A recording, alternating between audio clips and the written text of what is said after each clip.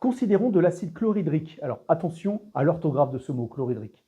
Alors, l'acide chlorhydrique, c'est HCl. On la met en solution. On a, après mesure, par exemple, la concentration des ions oxonium H3O+, qui est égale à 2 10 puissance moins 3 mol par litre. Petit calcul simple au début. Quel est son pH? On va calculer son pH. Mais au préalable, je vais rappeler les deux expressions qu'il faut absolument savoir dès le début de la classe de terminale pour le bac et sans doute ailleurs pour des études scientifiques.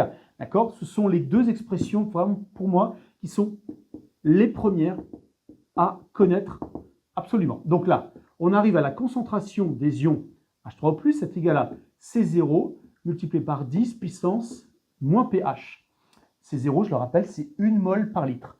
Et la deuxième expression qu'il faut absolument connaître, c'est pH est égal à moins log décimal de la concentration en ions H3O+, sur, à nouveau, C0. Donc ça, c'est absolument à connaître.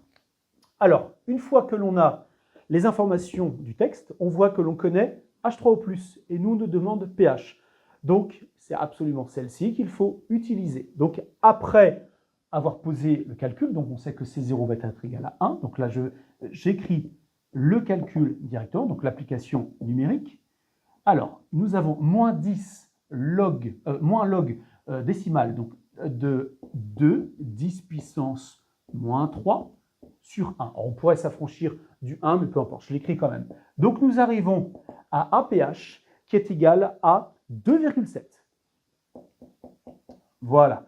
Donc, on peut se rendre compte que c'est plutôt une solution acide. Ah oui, bah oui, puisque c'est de l'acide chlorhydrique. Donc, ça tombe très bien. On ne s'est pas trompé. Donc, voilà le petit calcul qu'il faut savoir faire. Et surtout, je le répète, ces deux expressions à savoir absolument.